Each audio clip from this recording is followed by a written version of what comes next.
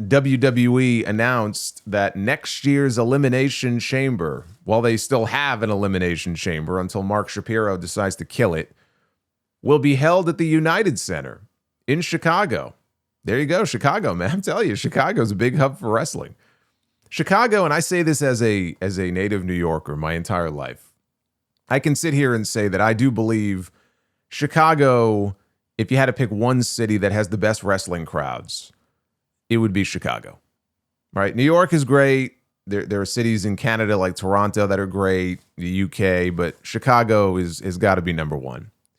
And so they are going to bring the Elimination Chamber to Chicago, the home of the Chicago Bulls and the Chicago Blackhawks, on Saturday, February 28th. That's big because WWE has not run a show of any kind at the United Center in nearly 8 years. And they have not run a major show there since SummerSlam in 1994. That was the very first event that arena ever hosted. And I especially like this. This is a Today in Chicago history item that I found from the Chicago Tribune site from just a few months ago.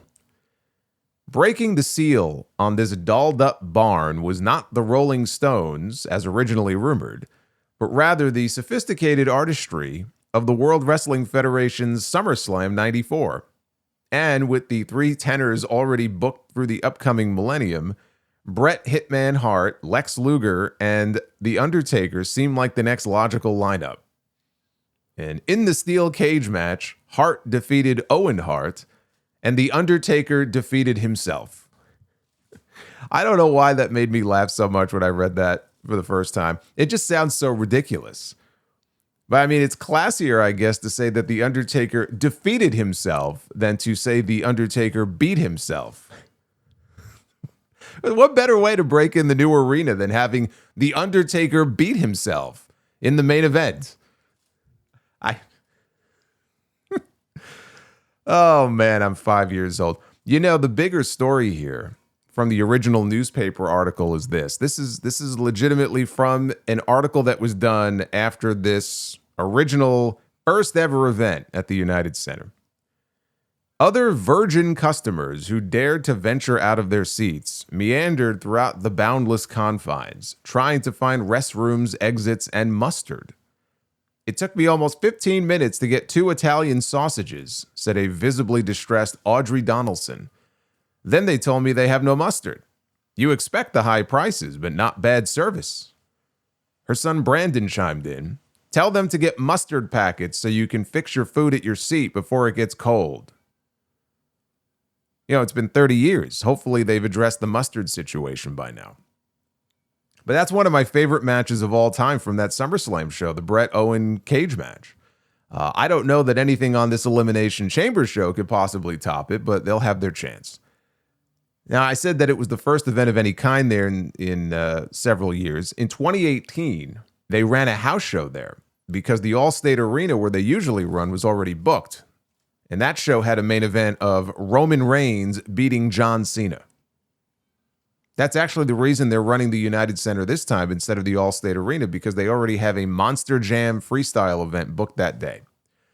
The United Center is the largest indoor arena in the United States. For concerts, it has a capacity of over 23,000. This is going to be less than that if you account for the staging. But you know, the way that TKO's been doing things over the last couple of years, if they run a very minimalist stage, they could probably fit pretty close to 20K in that building. And as you would imagine, CM Punk is front and center in the graphic for the show. If he is not defending his World Heavyweight title on that show, he will surely be in the Elimination Chamber. I could see him winning the Elimination Chamber. I don't see him winning the Rumble. But if he was to lose the championship between now and then, I much better chance I see him winning the Chamber.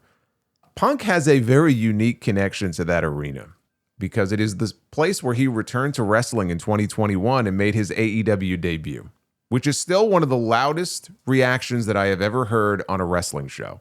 And that is coming from someone who lived through all of those Austin reactions during the Attitude Era. Okay, that Punk return in 2021 was up there in that category.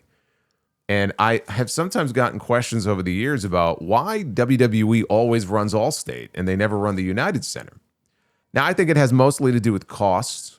One of the reasons they don't run Madison Square Garden as often as they used to, and they tend to run the Barclays Center in Brooklyn.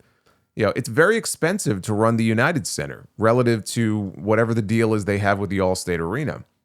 But also, they don't have conflicts with Allstate to worry about like they do with the United Center. They don't have to compete with Bulls games. They don't have to compete with Blackhawks games and whatever the schedule is. And then there's another aspect to this, and this is from what I've been told by some of my Chicago listeners, which is that Allstate is a lot closer to the major airport there than the United Center is. It's only like 3 miles away. So it's just a more convenient option. So if you've ever wondered, well, how come they don't run, the United Center anymore? I think it's a combination of those three things. And when you think about it, it makes a lot of sense.